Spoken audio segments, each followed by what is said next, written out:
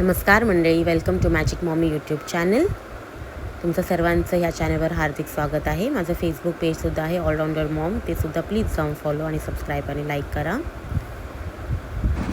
So आज आपण आलो आहोत गगनगिरी महाराजांच्या मठामध्ये खोपोली येथे. प्रत्येक माणूस कधी ना कधी तरी गेलाच असेल किंवा नसाल तरी गेला तरी आज तुम्हाला ते पाहायला भेटणार आहे. हे मठ आहे, हे मठाचं परिसर आहे आजूबाजूचं. छान असं डोंगरांच्या मध्ये आहे हे मठ. मठाच्या बाहेरचं परिसर आहे. इथे तुम्हाला विविध प्रकारचे खाद्य पेय असं भेटेल.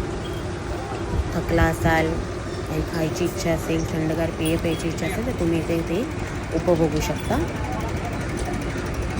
फळं आहेत ताजी ताजी, पोळा, ज्यूस आणि लहान मुलांना खेळणीसुद्धा आहेत बरं का. सगळंच आहे इथे मठाच्या बाहेर. लोणावळ्याची चिक्कीसुद्धा आहे. इन केस तुम्ही लोणावळ्यापर्यंत नाही जात असाल तर तुम्ही इथून ते खरेदी करू शकता. तर आत्ता आपण वळूया मठाकडे. स्वामीबद्दल त्याआधी थोडंसं सांगू इच्छिते तुम्हाला.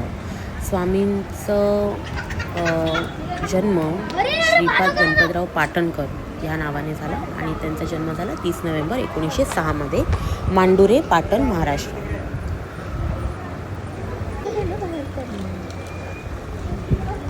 ते एक हिंदू संन्यासी होते ज्यांनी अवघ्या 7व्या वर्षीच संन्यास घेतलं आणि त्यांनी खूप तपश्चर्या केली. इन शॉर्ट म्हणायचं झालं तर वयाच्या 7व्या वर्षी संन्यास घेणं हे जणू काही ते जन्माला आले माणसाच्या रूपात, पण ते दैव्य शक्तीच होती त्यांच्यामध्ये.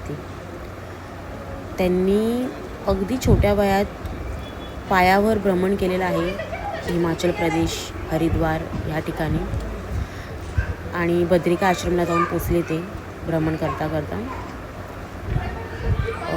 त्यांनी अजून ठिकाणी म्हणजे नेपाळ, भूतान, मानस सरोवर, गौरीशंकर, गोरक्ष दरबार, गोरखपूर, पशुपतीनाथ आणि अल्मोरा इथे रिटर्न आले. अशी त्यांची ही भ्रमंती होती. आणि नंतर ते एका गुफेत राहिले जिथे त्यांनी केशरी रंगाचं अंगवस्त्र धारण केलं. तर असं त्यांची थोडीशी एक माहिती आहे माझ्याजवळ जी मी तुम्हाला सांगू इच्छिते. तर आता हे आश्रम जे तुम्ही बघताय इथे थोडंसं विश्रामाची सोय आहे. तुम्ही हातपाय धुवून फ्रेश होऊन इथे थोड्या वेळासाठी विश्राम करू शकता.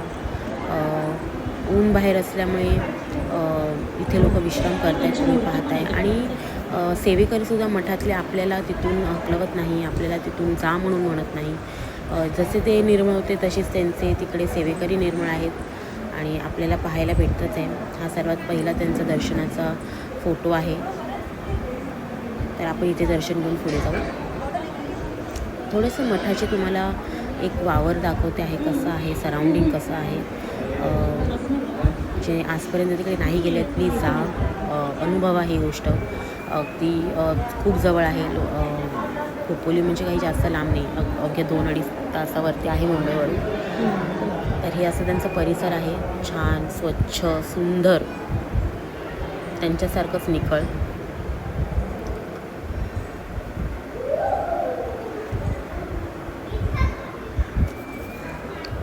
पाहताय तुम्ही लहान मुलंसुद्धा खेळत आहेत, बागडत आहेत. तिथे कोणीही ओरडत नाही आपल्याला. इतकंच आहे की तिकडे कॅमेरा अलाउड नाही आहे. पण मी थोडंसं शूट केलं, मला जेवढं करता आलं तेवढं मी केलं, बिकॉज मला माझ्या सबस्क्रायबर्सला दाखवायचं होतं आणि एनकरेज करायचं होतं की तुम्ही सगळेसुद्धा जावा. हा त्यांचा दरबार आहे, मेन दरबार. इथे ते बसून तपश्चर्या करायचे, इथेही बसून. सो हा त्यांचा मेन दरबार आहे. ही ते नदी आहे जिथे ते आत बसून तपश्चर्या करत होते आणि आम्हाला छोटासा सर्पसुद्धा दिसला होता तिथे. तर आम्ही त्याला पाहण्यास खूप वेळ तिकडे थांबलो होतो. बट नंतर आम्हाला पोलीस दादा म्हणाले की आता इथून जावा, गर्दी करू नका, त्यामुळे आम्ही तिथून निघालो. हे परिसर आहे मठाचं. आता आपण जिथे चाललो आहोत तिथे होमाची जागा आहे. तर जेव्हा जत्रा असते किंवा त्यांचे अमावस्या पौर्णिमेला जेव्हा तिकडे होम होतात, तर ही ती जागा आहे जिथे होम होतात आणि भरपूर भाविक, भरपूर भक्त इकडे असतात प्रेझेंट. तुम्हाला अगदी पाय ठेवायला सुद्धा जागा मिळणार नाही, इतकी गर्दी असते. जेव्हा पहिल्यांदा आम्ही गेलो होतो तेव्हा खूप गर्दी होती, पण आम्हाला महाप्रसादाचा लाभ भेटला होता. अगदी गरम गरम असा हा महाप्रसाद होता तिथे, इतका चविष्ट, साधं सात्विक जेवण. तर ही आहे ती होमाची जागा. इथे मोठं हवनकुंड बनवलं आहे त्यांनी ऑलरेडी. तर त्यात सगळे भक्त होमासाठी बसतात, पूजा करतात त्याच्या अवतीभोवती.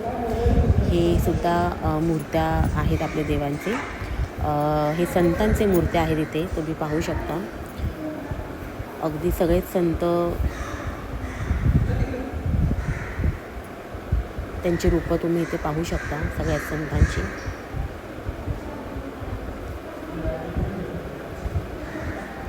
हे आहे पिंड शंकर महादेव, भोलेनाथ बाबांची. हर हर महादेव. दुर्गा माँ. हे आहेत आपले गणपती बाप्पा त्यांच्या रिद्धिसिद्धीसोबत. गणपती बाप्पा मोरया असा जल्लोष करू आणि आपण पुढे जाऊ व्हिडिओमध्ये. तर इथे परिसरात फिरताना खूप असं समाधानी वाटत होतं. असं वाटत होतं की तिथून निघूच नये, तिथेच राहावं, शांत मन मोकळेपणाने त्यांच्याशी बसून गप्पा माराव्या स्वामींशी, असं वाटत होतं. बट काय करणार, आपली लाईफ इतकी दगदगीची झालेली आहे की आपण इतकाही वेळ नाही आपल्याकडे की आपण देवाकडे बसून गप्पा मारू शकतो. एनिवेज, जे काय आहे, जेवढं दर्शन देवाने दिलं तेवढंसुद्धा खूप आहे आपल्यासाठी. हे विठ्ठल रखुमाईचं मूर्ती आहे. हे त्यांचं भोजनचं, जे मी तुम्हाला बोलली, महाप्रसादाची जागा आहे. जेव्हा आम्ही आधी गेलो होतो तेव्हा बैठक होती, खाली बसावं लागायचं मांडी घालून, आणि आता त्यांनी हे टेबल्स आणि चेअरचा प्रबंध केलेला आहे. तर हे आम्ही असंच भ्रमंत करत होतो. भरपूर वेळ आम्ही तिथून राऊंड मारले, कारण की आमचं मनच भरत नव्हतं. आम्हाला असं वाटतं की नाही, तिकडेच राहावं, तिकडेच थोडा वेळ टाईम स्पेंड करावा. बट बसून नाही, आम्हाला असं वाटतं की पायी एक्सप्लोर करत राहावं, त्याच गोष्टी बघत राहावं असं वाटत होतं आम्हाला. तेच आम्ही करत होतो. तर महाराजांचा जन्म, जसं मी तुम्हाला म्हणाली, 30 नोव्हेंबर 1906 झाला आणि त्यांचं निधन 4 फेब्रुवारी 2008 ह्याच मठात झालं, खोपोली, रायगड, महाराष्ट्र.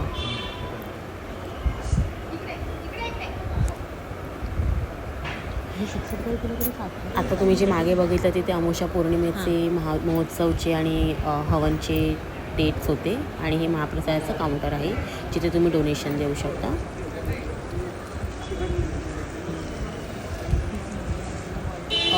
मठ अगदी असं काही कॉम्प्लिकेटेड नाही आहे, अगदी सोपं बांधलेलं आहे. जिथून एंट्री करता तिथे पुढे जात मग तुम्ही भोजनालयाकडे येता, महाप्रसाद करता आणि मग तुम्ही बाहेर पडता. असं एक सिम्पल आर्किटेक्चर आहे. आर्किटेक्चर जरी सिम्पल असलं तरी त्याचे रंग, त्याची इंटिरियर, त्याचं बांधकाम अप्रतिम आहे, अप्रतिम. And I urge you all, माझी विनंती आहे की तुम्ही सगळ्यांनी एकदा जावा, हे मठ एकदा एक्सपिरियन्स करा. तिथे जी शांतता आहे, जिथे एक ठहराव आहे, तिथे आपण म्हणतो ना, एक माणसाच्या मनाला स्थिरता आहे तिथे, असं मी तुम्हाला बोलू शकते. हे माझं पर्सनल एक्सपिरियन्स आहे. तर तुम्ही सर्वांनी एकदा जा, ते मठ पहा, तुम्हाला देखील हेच अनुभव येईल. आणि मग तुम्ही मला सांगा माझ्या पेजवर कमेंट करून, चॅनलवर कमेंट करून सांगा की तुम्हाला कसं वाटलं. हे बाहेर पडताना चॉकलेटचं काउंटर आहे, तिथे तुम्ही चॉकलेट्स घेऊ शकता. हे होममेड आहेत, सो तुम्ही हे विकत घेऊ शकता तिथे. आणि काही आयुर्वेदिक औषधंसुद्धा आहेत, जर तुम्हाला जे हवं ते सापडलं तर तुम्ही तेही घेऊ शकता. इथे गगनगिरी महाराजांच्या मूर्त्या आहेत, जे तुम्हाला जर वाचायची इच्छा आहे तर तुम्ही ते सुद्धा घेऊ शकता. भोलेनाथांचं फोटोज आहेत, त्यांचे फोटोज आहेत, टेबल फोटोज आहेत, स्टिकर्स आहेत, तुम्ही घेऊ शकता तुम्हाला जे हवं ते. व्हिडिओ आवडला असेल तर प्लीज सबस्क्राईब करा. बाय.